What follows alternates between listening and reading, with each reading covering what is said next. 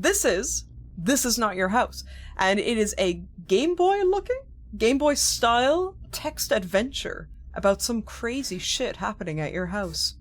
That's all you gotta know, baby. That's all you gotta know. Do you like this gentleman staring you down? Plenty more where that came from. Start. Roger always knew that if he were attacked, it would happen on the walk from his car to his home. So he readied his house key before stepping out of the vehicle.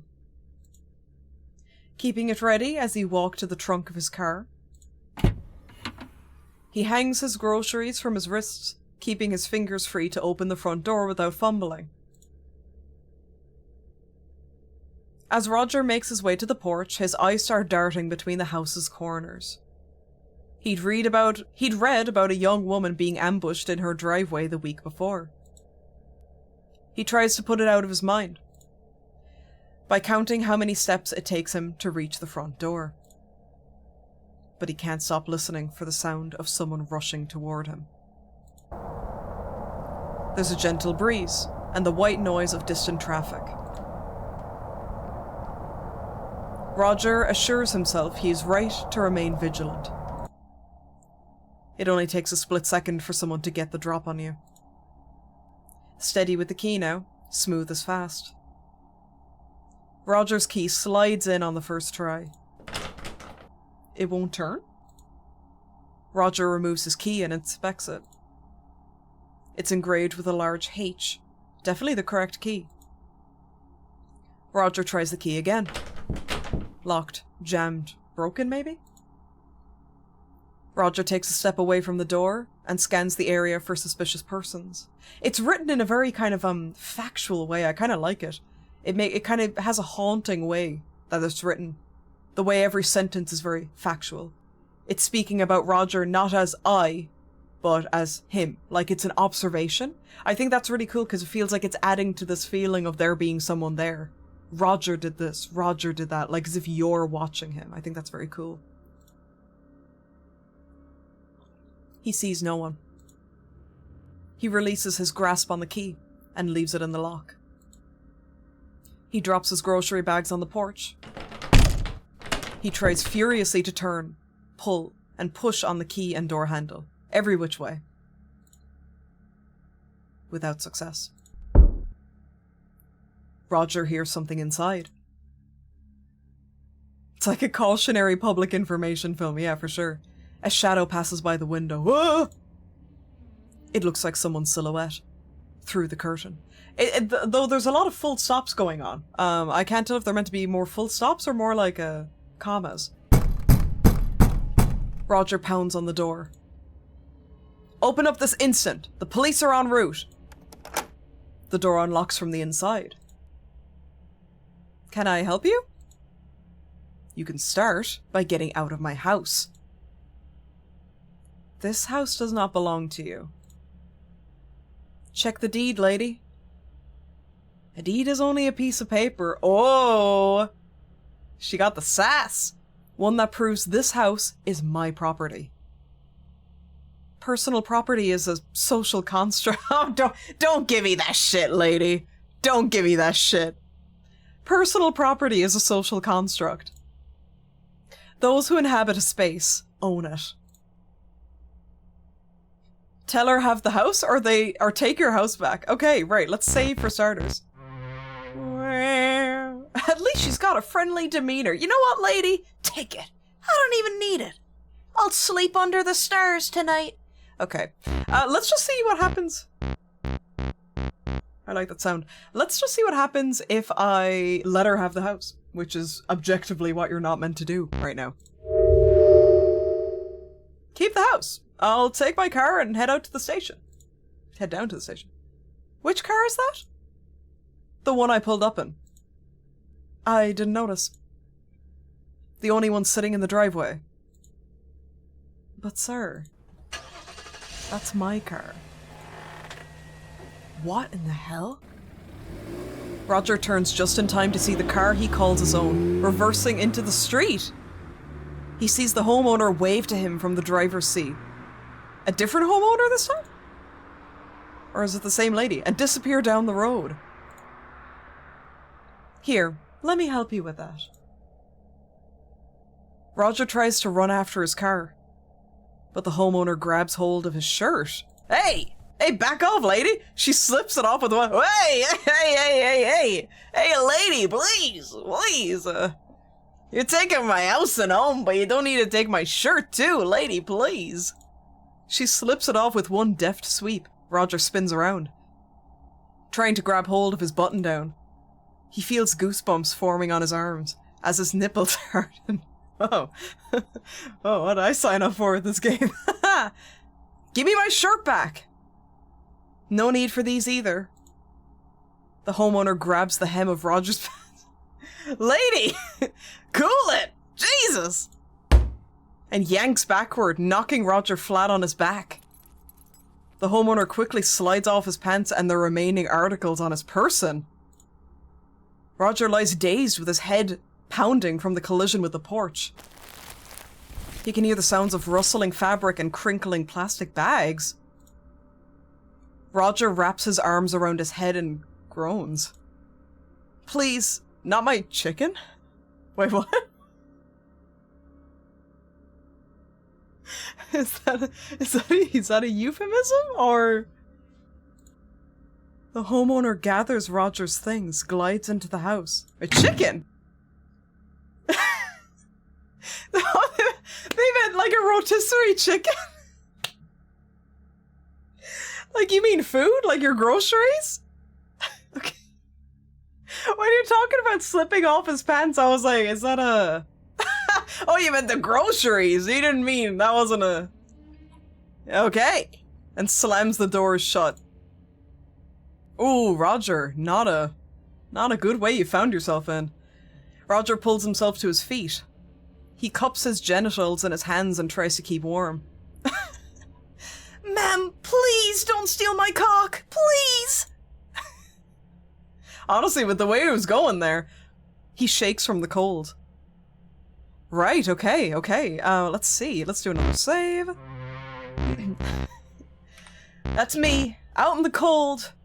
Hard-nippled and chickenless. Just a standard Friday night for me. Is that a rotisserie chicken in your pocket, or are you just happy to see me? Okay, break down the door, wait her out. You know, I think I'm feeling something a bit chaotic with this one. Let's go break down the door. This naked man is desperately banging on the door. Let's give it a go. Roger's a strong man, but not strong enough to break a door down with his bare feet. So instead, he takes a swing at the door's window. He feels something warm and slippery pour down his arm as he fumbles with the deadbolt blood, I presume. He manages to get a grip on the lock and slides it open. This won't look insane to the police whatsoever. Yo, disgruntled pigeon, great username, hello and welcome on in. Roger opens the door and shuffles inside. He hears heavy footsteps from the floor above. The steps indicate the homeowner is headed for the stairs. Shit. Had she found his shotgun? Roger only had a moment to act.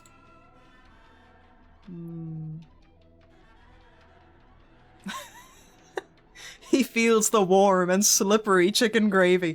Again, we'll keep saving all these branching paths. Arm yourself. Well, I guess it is his house. He'll know exactly where everything is, but watch now. It won't be where he thinks. Let's try hide and ambush. I think that's a bit safer. Roger wasn't sure he could make it to the kitchen and back before the homeowner reached him. He pressed himself against the corner wall at the bottom of the staircase, hoping to remain out of sight. The homeowner's heavy footfall makes it easy to follow her movements. The sound design is really good as well. I'm really fond of it. Visuals are fantastic, by the way. I haven't commented on that yet, but gorgeous visuals. Hide and seek chicken. This is crazy. It's the surrealist cruelty that's scary. Yeah, very surreal. This is my jam, 100%. This is my kind of jam. Yo, Crusader with the 21 months. Hello. Hi. Thank you so much for the 21. Much appreciated. Hello, hello, hello. Roger sees the barrel of his shotgun slide through the entryway. Yep, she got the shotgun. He grabs hold of it and rushes around the corner. The homeowner falls back on the stairs. Is that a man or is that still the same lady? Roger yanks the gun away. Oh, it's still the lady. yanks the gun away from her with his good hand. The homeowner stares at Roger and tries to get up. Sit up. Roger brings the butt of the shotgun down on her face. He presses down, grinding and twisting it into her. Ooh, ouch. Her smile peeks out at him from behind the gun's stock. She reaches for the trigger. Roger pulls the gun away and brings it down on her face. Yes, we're Roger. Yeah. The narration is speaking about Roger, which is the protagonist, effectively. He does it again. And again. And again. Oh, Jesus. Relentlessly fragmenting and distorting her features into a puddle. He was satisfied when he could no longer see her eyes. The Ogrim Recycler. Golly indeed. The police arrived shortly after and you look like a fucking maniac, man. A neighbour called 20 minutes earlier due to the sound of breaking glass. Roger's defense team could not adequately explain the circumstances leading to him viciously beating an unarmed woman to death in his home. A woman police were never able to identify. Due to excessive facial and dental trauma, missing fingerprints, and a lack of documentation. The jury found Roger Cormack guilty of first-degree homicide. The prosecution convinced jurors that Roger had kidnapped the woman and killed her when she attempted to escape his home. Ooh, achievement unlocked to death row. Roger now inhabits a cell on death row, awaiting lethal injection. End credits. Oh, the end credits are just in the dialogue. I thought that was still dialogue. Okay. Cody Tierson, creative director, narrative design, audio engineer, lead design. End credits. Jameson Miles Jackson on the soundtrack. And Pseudonym, contributing composer. Art by Junie Chaves? Emma Tierson, GUI art and post-launch in-game art. Wow, okay. Brutal. Let's load up. Where should we try differently? Let's try to arm ourselves. So instead of hiding, ambushing, and nabbing the shotgun off her, let's try to arm ourselves instead. Yeah, Roger matched her freak on that one. Yeah, we kind of deserve getting locked up. We did act quite irrationally. I know that his house was taken over and that's quite surreal, but still quite an irrational reaction, I would say. Reminds me of those mystery games like Shadowgate, very much so, on the NES, very much so. Very haunting. Let's arm ourselves, or try. Roger darts to the knife block in the kitchen, a mere 15 feet away. That won't be enough against a shotgun, buddy. Yo, Lan, how we doing? Welcome on in. Howdy. You could still possibly be found guilty in a state with a stand your ground law. Or not guilty, even. He yanks out the butcher's knife and wheels around, heading for the stairs. A yellow flash and flecks of cinder. Roger lies dead, practically eviscerated by his own shotgun. The homeowner calls the police to report the incident. What is left of the body is labelled a John Doe. It is cremated by the town according to protocol. The local paper released a story about the incident, labelling Roger an unidentified drifter and the homeowner as a neighbourhood hero. Some locals caught the story and recognised Roger from the area. A correction was printed, but it portrayed Roger as an unstable addict, to account for his state of undress and violent behaviour. Local officers used Roger as a cautionary tale at school assemblies to display the dangers associated with drug abuse. The homeowner was heralded throughout the state as an example of someone who defended themselves when police were nowhere in sight. She was paid handsomely to act as the keynote speaker for a variety of clubs and events over the next few years. Got an achievement called Fake News. Wow. Brutal. Okay. Feels like there's some kind of conspiracy going on here, man. Let's see. Let's try... I forgot to read the end credits that time. Let's try maybe wait her out. So we're back to standing naked on the porch. but we're waiting her out this time. We're not going to engage in fisticuffs. Roger was not one to bully others, or be bullied himself. He stood resolutely on his porch like any respectable I almost read citizen as chicken. Like any respectable chicken would. He spent the first few hours hollering and pounding on his own front door. As it grew late and cold, Roger began to lose feeling in his extremities. In his chicken, you could say. His pounding became limp and inconsistent, and his hollers turned to hoarse whispers. He became warm and a bit drowsy. Roger reasoned it was best to get some rest and resume his valiant opposition in the morning. Morning did not come for Roger. He sat on the porch, curled up, and nestled his head against the front door. It was the comfiest and the sleepiest Roger has ever been. The homeowner discovered Roger at dawn and called the police. Cause of death was determined to be hypothermia. He was tagged as a John Doe and placed in a morgue to await cremation. Achievement unlocked: hypothermia. Roger's final moments were warm and he was not afraid. End credits. Okay. Fair. Fair. Let's try... Okay, let's leave the house entirely and seek shelter. With no immediate means of retaking his house, Roger thinks it best to find somewhere to rest. Roger finds it best to find somewhere to rest. Is there an ending where we give Roger a hug and a cup of cocoa? Yeah. Clap. End credits. End credits. This is making me... There's a mood. There's a really good mood to this game. Yeah.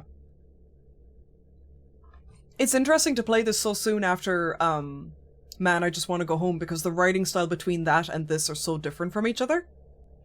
The writing in that was very self-indulgent. It was very noir, thriller, this fucked up city. The city ain't what it used to be kind of writing, which is cool. It's very stylistic, you know? Whereas this one is going for a very minimalist, almost kind of emotionless kind of narration, which is fitting. I love that because it's like, the story is about a man who goes home to find his house has been stolen, everything's stolen, his life is being rewritten, and it's almost like the narration is looking at it in such a blank, emotionless way, just like how the homeowner is. I really like that. It's very purposeful writing. Very big fan of that. It's being told very factually. There's no emotion coming into it. It's very, it's almost when it says that it ends with a newspaper clipping, it's almost being written like a the whole story is almost being written in a very factual newspaper kind of way, you know? He takes off. It made me think of that moment in Shattered Memories when you go to your house and there's people in there. Yeah, it's a very cool concept. I love this. He takes off into the woods in search of shelter from the elements. Roger finds a grove just before dark. At its center stands an immense hollow tree. Roger crawls inside and huddles against its bark for warmth. It protects him from the biting wind outside. As he settles into a comfortable position, his breathing slows and he drifts off to sleep. Is he going to die again? He wakes the next morning to terrible hunger pangs. He crawls out of the tree and onto the dewy forest floor. He scrounges around, looking for food. Why do I feel like a bear's gonna show up and just, like, kick his ass? He happens upon a large growth of mushrooms. Oh, dear. Be careful about that, buddy. Yeah. Let's eat the mushrooms. Roger consumes the mushrooms with a desperate ferocity. They have a bitter taste, but Roger's hunger allows him to chew through it. Yo, Kev, how you doing? Welcome on in. We're a true chicken now, exactly. As his belly fills with the mushrooms, he starts to feel ill.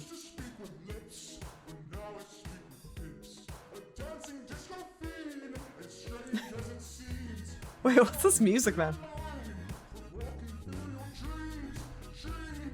Not what I was expecting.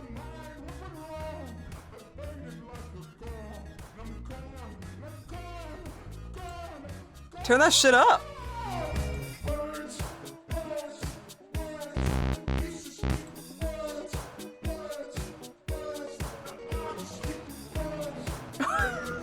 No way, they just put a banger in here! Hang on, I want to hear this.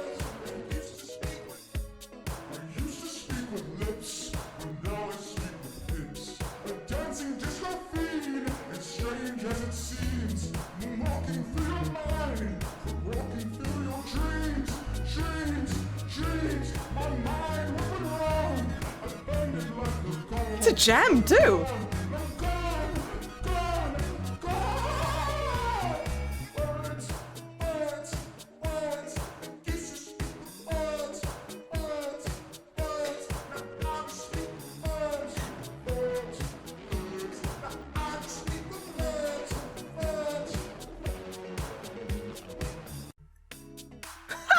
That's crazy, man. Wow, no way they just put an absolute banger. Goodness me, I'll have to keep the audio up now. I need to hear more of these tunes. Song of the Summer. Did we just make the Song of the Summer? Yes, these devs did. They did indeed. Hello, Dreamlike, by the way. Hope you're doing well. And X-Pac, howdy. I'm gonna be jamming to this after stream. Holy moly.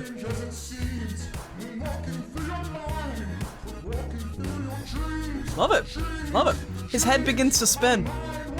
His manner of thought shifts and becomes fluid. Roger sees the world around him as a part of him. My favorite part. Or he as a part of it. Beat's great. It's a good beat. A very small part. A moat. The homeowner was right, in part. Personal property is a construct. Oh man, he's tripping out, dude. Personal property is just a construct? Man, I don't even need a house, dude. I'm good. You can keep a house. We're chilling. I'm fucking high as shit right now. I'm tripping balls out here in the forest. But habitation is not means of ownership. He did not own the immense tree anymore after sleeping in it than he did before knowing of it. I guess you're right. The moat merely landed on the tree. In the morning, it came upon some mushrooms and... yeah, man, he gets it. Began thinking of the world before itself. It surrendered itself to the soil. To the cool damp. To the network. Forsaking hunger. Forsaking words. Words like... Roger. And returning home. Ego death. You died by becoming part of the fungal network. Achievement unlocked. Interesting. We became part of the fungal network. Good to know. And returning home. End credits. I used to speak with the lips, but now I speak with fists. I think that's what he's saying, right? Love that part. That's my favorite part of the song. God, that was great. What a banger ending. Wow. Let's not eat the mushrooms, see what happens. But I kind of want to eat them again, you know? Just to hear that tune. Roger wasn't sure if the mushrooms were poisonous or not. He didn't want to risk dying for a single breakfast or becoming part of the fungal network. Now you hear the same song, but it's worse. He let them be. But the fact remained. He was hungry. He set out for the edge of the forest at a brisk pace. Now the mushrooms eat us, skulking through the tree line parallel to the roadway, to hide his nakedness. As the forest thins, he ducks into alleys and hides behind garbage cans. Oh, the sax! Oh! Oh! Sing it to me!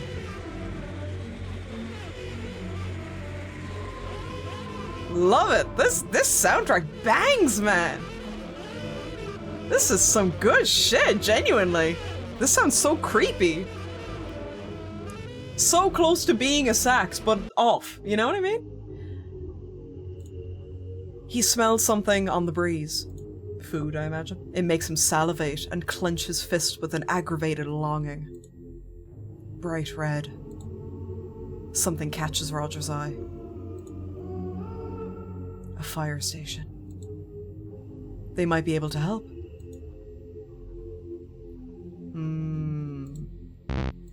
We might as well just do every single route, so I'll keep saving at these branching points. The synthy stuff really suits the mood. Yo, Nintendo fan! Been here for a bit, but want to say hi. They're good. We started with, we played another indie game before this, but we end up swapping to this. This Is Not Your House. Very cool text adventure. Really jamming with this.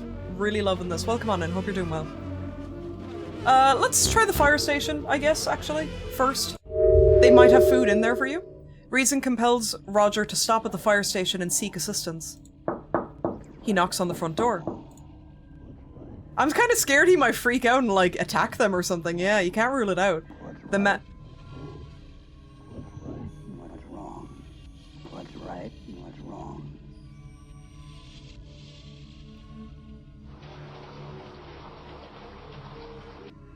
Really like the audio design in this. What's right and what's wrong? What's right, what's wrong? Right and what's Wrong. What's right? So good. What's wrong? Wait, this isn't my house? Then where the hell am I? You're on twitch.tv/tangomushi, live every week. Sorry, I'm really sorry. I keep stopping reading, but I really want to listen to the music. It's fantastic. The man who answers seems unfazed by Roger's lack of dress. Sir, is it possible the station has some clothing you could lend me? Or some food to spare?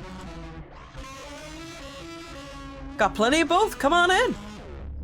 Roger's given a baggy t-shirt with the monogram of a defunct company on it, accompanied by some ill-fitting pants. He relaxes knowing he will not be charged with indecent exposure. Terry is in charge of lunch for the station today. He's got a pot of chili going. Not bad. Might not be appetizing first thing in the morning, but it's what we got. A defunct company by the name of Human Entertainment, by any chance? I would appreciate some, thank you. The fireman nods and hurries back with a bowl of chili and a cold beer. Ooh. Not doing too bad, Roger. Roger isn't normally one for beer, but it's dark and filling. So if you don't mind my asking, what's got you out in the street with your pecker hanging out? With your pecker? Hey, I'll have you know that's my chicken. But I mean, pecker, you're on the right track. You're on the right track. what's right? I went out for groceries yesterday. While I was out, some woman broke into my house and changed the locks. Couldn't get back in. Had to spend the night in the woods. It's called pecking. Exactly, disgruntled pigeon. You would know by your username. You would know. But why was your pecker out? You like shopping naked? No. The woman had an accomplice who broke into my car while I was trying to get into the house. I tried to stop her from taking the car, but the woman in the house jumped me from behind when I did. Took a bad blow to the head. She stripped me on the porch, and her pal took off with my car. The fireman scratches his beard. Why didn't you go to the police? It was freezing out, getting dark fast. I didn't know how to find the station. And she took my phone, so I just holed up for the night. Glad he made it. Awfully cold last night. Kinda makes it our slow season. I'm just glad I stumbled onto this place. The facade really stands out. Got any kind of documentation to prove you own that house? Of course, I have the deed in a safety deposit box, but I need my ID to get to it. And that bitch took my pants. With my wallet still in them. Think she's still in the house, or took off in the car with her pal? She had no intention of leaving, I can tell you that. Honey, where's my pants? Oh, that dastardly woman always running off with my pants. What's right? That settles it then. I'll get the blues on the horn and get this sorted for you. The fireman lumbers over to a phone on the far wall. A wave of relief washes over Roger, knowing a civil servant is assisting him. Still, the fireman's reaction to Roger's story troubles him. Yeah, he wasn't the most sympathetic. He doesn't want the fireman thinking of him as a crazy old man. Worse still, Roger worries he's a crazy old man and just doesn't know it yet. Good dialogue. That was good dialogue. Part of him hopes the woman is still in his house, to prove it to himself that what he remembers happening. To prove to himself that what he remembers happening really happened. When police arrive at Roger's residence, they find the homeowner barricaded inside the upstairs bedroom. Raving that the house is hers. She's been there all her life. It's her childhood home. She demands the police get a warrant to search the premises. but she is unable to provide personal ID or proof of residence. Bearing no legal claims to the property, she cannot refuse them entry. They're unable to locate Roger's wallet, believing the homeowner has destroyed it. Roger's social security card and birth certificate are recovered from the premises, which he uses to acquire the deed from his safety deposit box. With the proper paperwork secured and presented to the authorities, Roger is permitted entry to his home. The homeowner is taken into police custody. Whoa! I hope the chicken's still there. I want to make some nice sandwiches. Roger spends the next several years checking in on the homeowner, as she was transferred between a variety of state mental institutions. She ate my fucking chicken! He eventually lost track of her in the system. The fact he was still checking in on her is kind of wild. He nearly forgot about her altogether until his car was recovered. It was unearthed at a site in Nevada, where BlackRock was breaking ground on the construction of a new housing complex. Roger put the car out of his mind. He didn't allow himself to worry about the homeowner. Achievement unlocked, civil service! He kept his shotgun at his bedside and slept easy. End credits, baby. Good ending it is! Look at us go!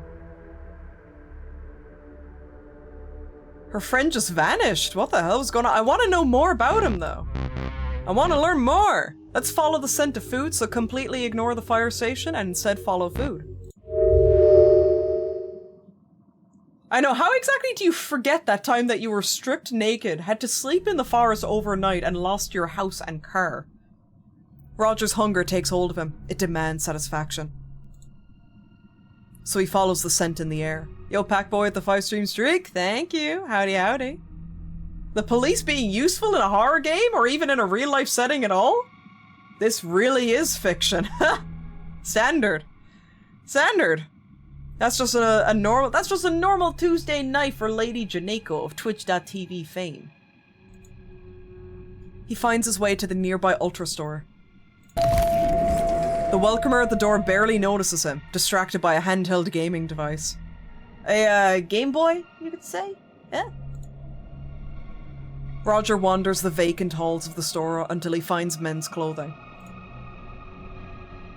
Yeah, the soundtrack is a crisp 99 Australian dollars on Steam, probably like €1, $1. Bonkers. Great soundtrack, genuinely. He grabs a simple outfit, a pair of socks, and some sneakers. Then heads straight for the ready-made meals by the self-checkout. Good thing America isn't real and this is just fiction. Hey you! Hey you! Piping hot pizzas for breakfast. Roger grabs one of the boxes and takes a seat on the floor in front of the display. He uses the box as a plate and chows down on the warm treat. A bit sleepy, but satisfied, Roger takes a moment to think. With some warm clothes and a full stomach, the answer strikes him almost immediately. Roger shuffles out of the store, leaving discarded pizza boxes and tags in his wake. You're gonna get arrested, man, you didn't pay! Insert arm into automated orifice. He makes his way to the ATM outside the store's entrance. Roger reads the display and looks down. He sees the ATM's orifice.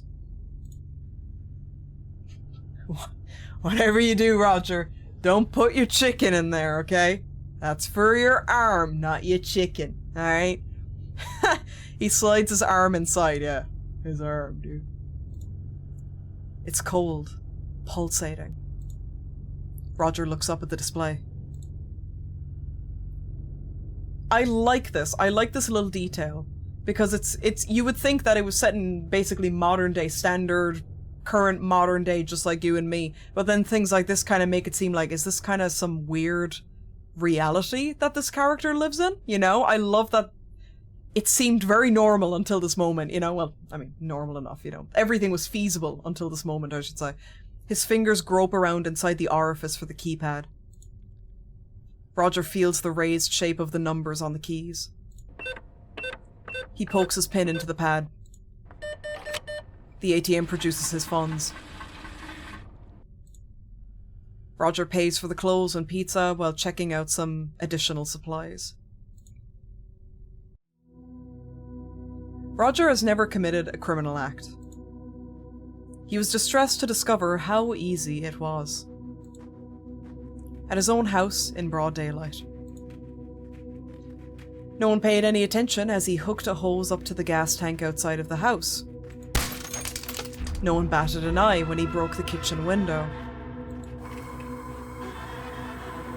Or ran the gas tank's hose through it. Not even when he threw the lit Zippo inside. The neighborhood only took notice when they heard the result.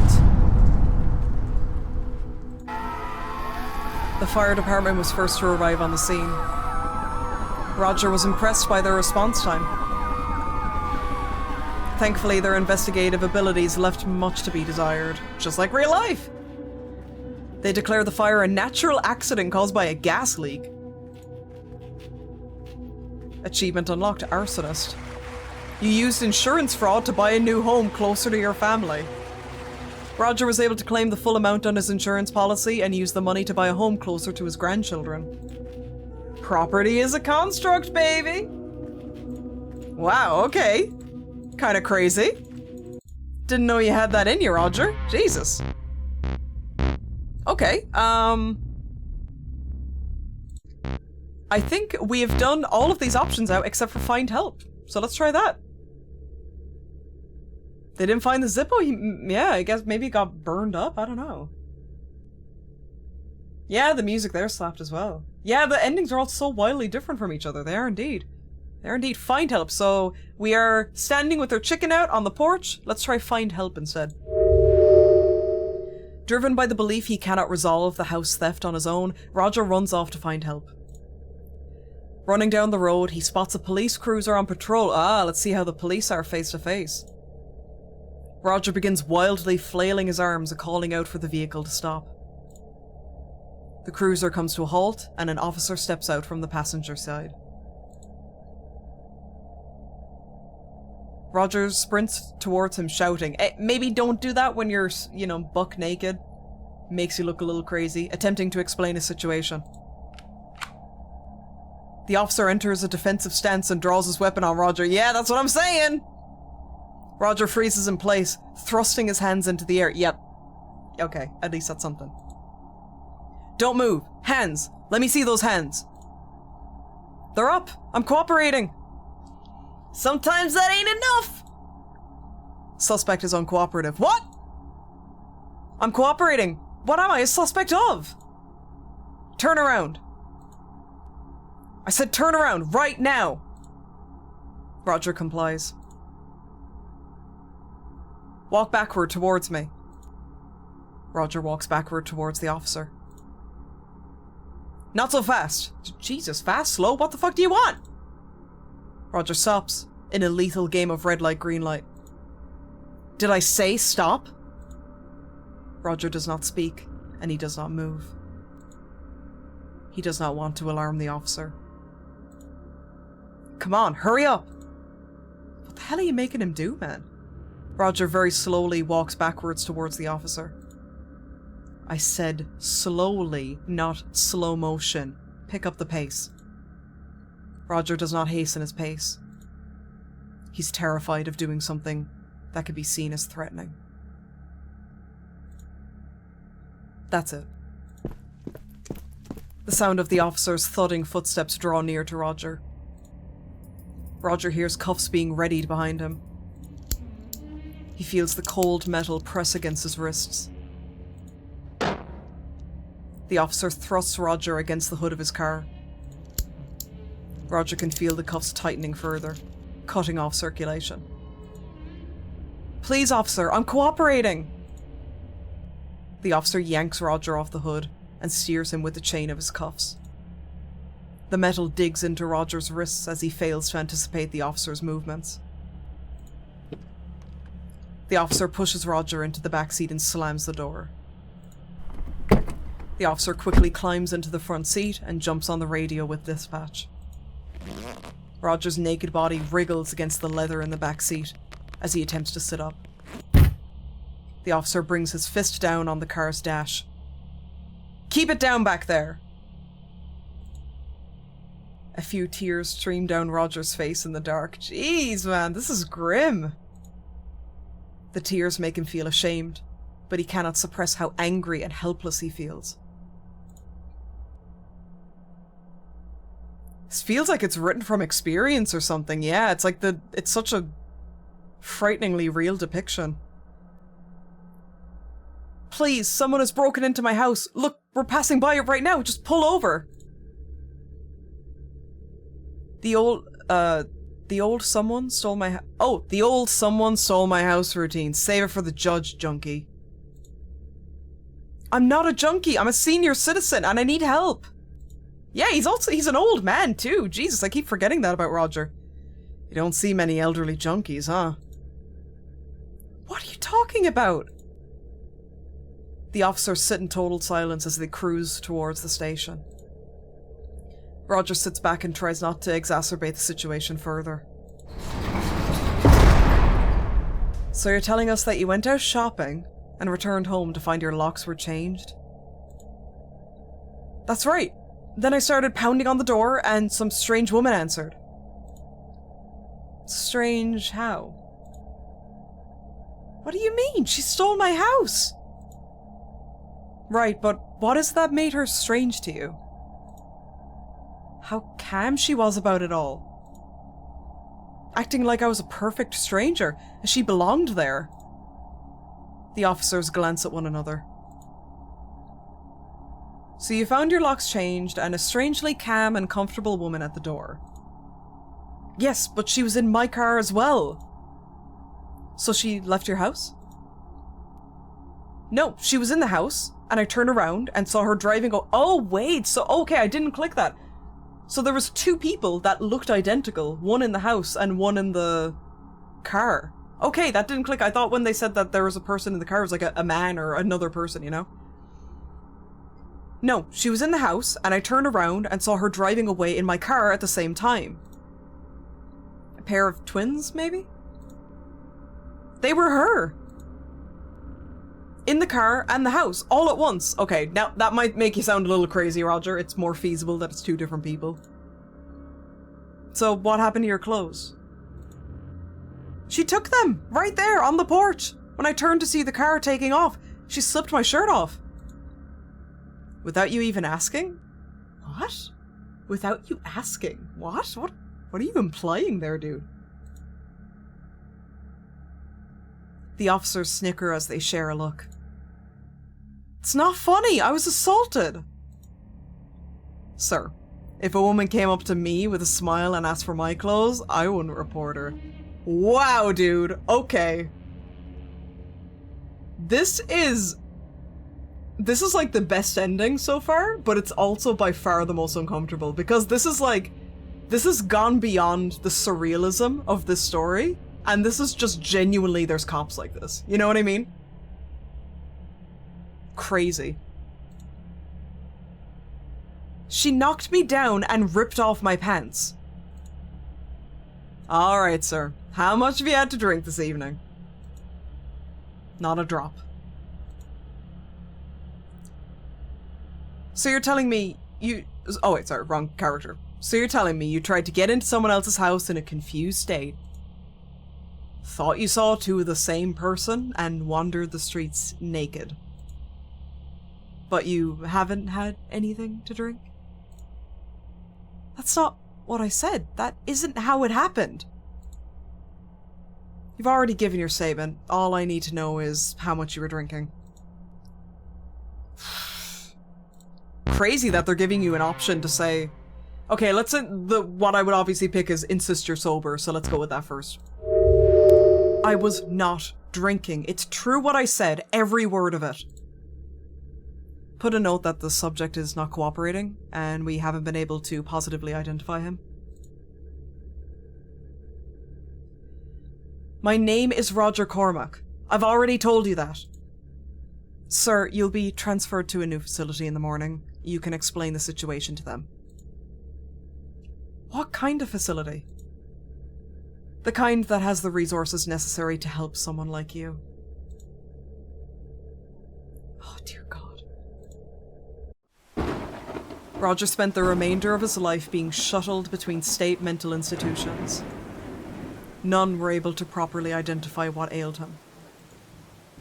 Without a diagnosis and treatment plan in place, they were unable to release him. He raved about the woman who stole his house and his car. The staff learned to tune out his ravings as they did with all the other patients. Content to consider his ramblings those of a madman. Achievement unlocked. Forced wellness. Unspecific nonsense that you can hear pressing your ear to any patient's cell door. End credits. Wow, what an ending. What an ending, man. Holy moly.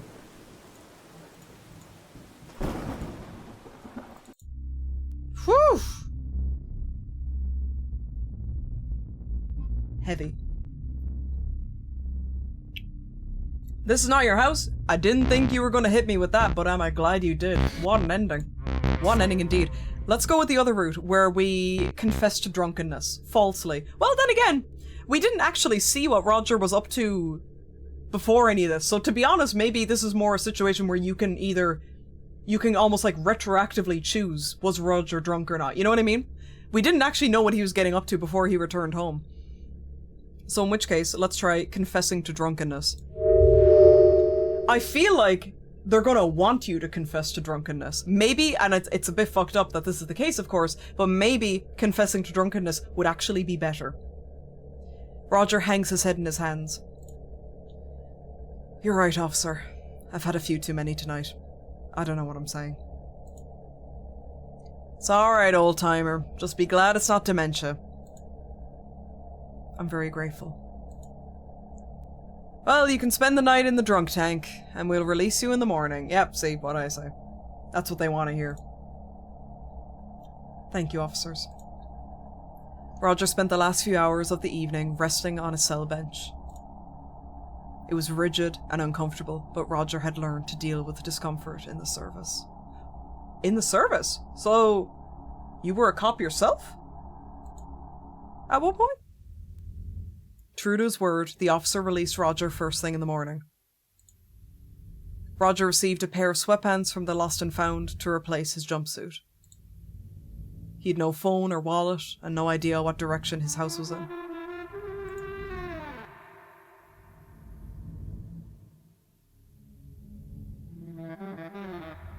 Oh, in the service would mean military in this case. I see. Okay, gotcha.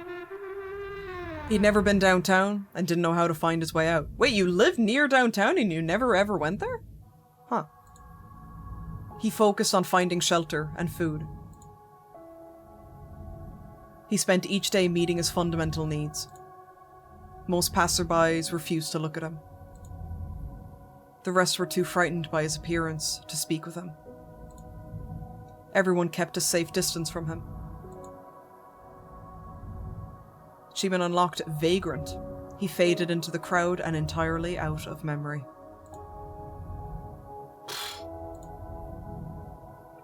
Yeah. Exactly, yeah, just choosing to not acknowledge the homeless or the unhoused. Whew! Goodness me!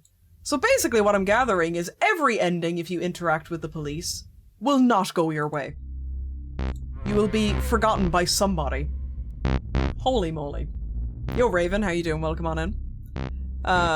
Okay, I think that's actually every route on that screen. This one here. I believe we've attempted everything on that screen. So now, the next one would be... How do I... Config, maybe? So now we actually have to go back to the very beginning. How many have we done? How many endings? Let's see. I'll look at my achievements. We have 2 left. 2 options. Well, I mean, if we're talking achievements, I only have 2 achievements left, so I'm going to assume that. So, what did we pick first? Did we pick... We let her have the house. Yeah, that's what we did. We let her have the house. So now we're going to go down the route of trying to take it back, I think? which I'm gonna presume. Oh, no, don't skip. I just noticed that. Yeah, take your house back. I have a rotisserie. Back to the chicken, baby! Back to the chicken! I have a rotisserie chicken cooling off out here. I'll be eating it in my dining room, before it's room temp. Again with the chicken! And I ain't talking about his ding-a-ling, alright? The homeowner attempts to shut the door on Roger. Ooh, and there's the main menu screen. Oof, that stare. That cold stare in her eyes, emotionless stare. Roger swiftly jams his foot between the door and its frame. Oh, I got a rotisserie chicken for you right here, sweetheart. I got a rotisserie chicken right here, toots. He presses his face into the gap his foot provides. Oh, is that our face? Oh, okay. I don't think you heard me. Roger shoulders the door wide open. This is actually, I'm kind of glad we did the other endings first, because now this one feels really satisfying. Him just like barging his way into his own house, you know? The homeowner is knocked back into the kitchen. You forgot your chicken? I presume these are going to be the last two endings then. Get her ass! Get her ass! Let's try get the chicken. Let's prioritize our chicken, if you know what I'm saying. Roger turns around to collect his groceries, which is kind of idiotic, really, when you think about it. He sees someone analogous to the homeowner devouring his rotisserie chicken. The homeowner behind Roger grabs a paring knife. The homeowner clamps a hand over Roger's mouth and shoves the blade into his back. A muffled gasp. The knife forces the air from Roger's lungs. Give me my fucking chicken. That's foul! Ha ha ha, pun. He paws helplessly at the homeowner's arm. Roger's vision narrows and blurs. He tries to bite the homeowner and break free. Her hand remains firmly clamped over his mouth. He can taste the tang of her blood, with an unexpected acidity. The homeowner gently lowers Roger to the floor. Roger tries to get up, but grows weaker as blood pumps through his heart and out of his back. The homeowner keeps him pinned to the floor, pressing down on his chest to strain his breathing. Roger grows tired and slips away into a calm and reassuring dark. The homeowner's analog grabs the grocery bags and carries them inside. Interesting that they're calling it an analog. It sets the bags on the floor and steals a glance at Roger. The analog says we have plenty to eat tonight. There may even be enough to store in the freezer. We'll need to dress and quarter it to see how much there is. Now close the door. I won't tolerate a draft. The homeowner's analog grabs the door and throws it shut. Sheeman unlocked last meal, the goings-on of the house safeguarded from the eyes of prying neighbours by a door and some drapes. So yeah, in this ending we became the rotisserie chicken. That's crazy. Wow, okay. Hitting us with cannibalism is crazy. We became their dinner. We became the chicken. Holy moly.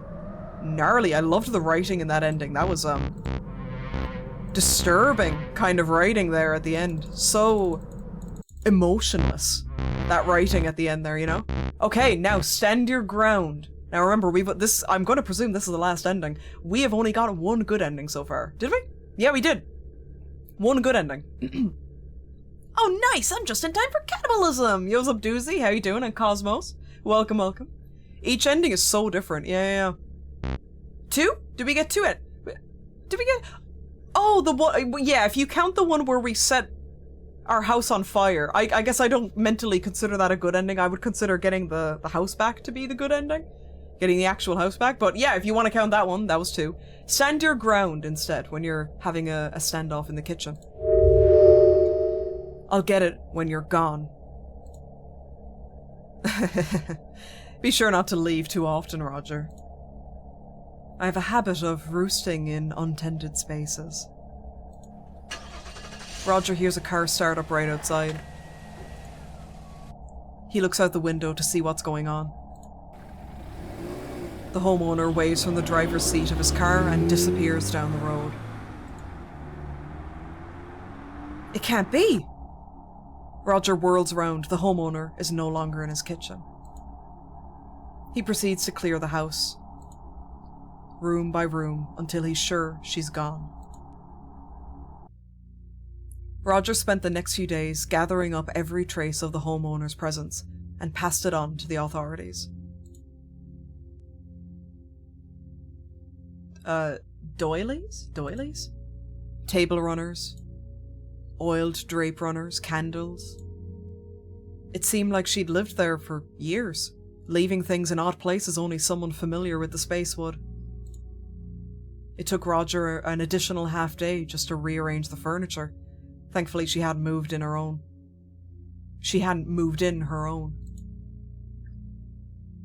Then there was nothing left for Roger to do. Except his grocery shopping. But he'd have to leave. Yeah, doilies. Yeah, it took a second there. I've heard that word, but I haven't seen it written down. He decided to have his groceries delivered by a boy from the neighborhood for a while. Smart. He didn't want to leave the house alone. He started to feel silly about it after a few weeks passed. So he placed a call to the station, following up on his vehicle's disappearance. The police explained they were unable to locate his missing car and had no leads. Roger bought a junker to handle his errands around town. He didn't notice the walk from his car to his house anymore. The only thing that worried him is whether or not he could turn his key when he got home. Achievement unlocked, new anxiety. Oh, what's the description for that say? You no longer fear an ambush outside your home, but you dread being locked out. A shadow passes by the window. Ooh. End credits. Wow. So they left, but they're still watching him. No, it's a good ending in that you got the house back, but you're basically trapped in your house. You can't leave. They're still watching. They're just waiting. They're waiting. They're biding their time for you to leave the house. Wow, Jesus. Not really. The only really good ending, to be honest. The only good ending you really get is the one where the lady is locked up, basically. Every other ending is negative in some capacity. Wow. Whew. Tough game, man. The mood of this is a bleak one. This is a bleak one. I liked it though. Wow. They had a really strong vision for this game. And I love as well that the lady and why she's there are not really explained at all, you know? And I like that. I love that. It really adds to the surrealism. She's just there. She's just a problem. And you gotta deal with it in some capacity, you know? Wow, that was a good little experience. Fantastic music. Gorgeous pixel art. Tight script. Good, kind of societal commentary woven in without being too heavy-handed. Great variety. Great stuff. Excellent, man. Shout out to that one song as well, that when we were having shrooms. Shout out to that one song. I'm going to be going back and listening to that. That was a banger, man. Yes.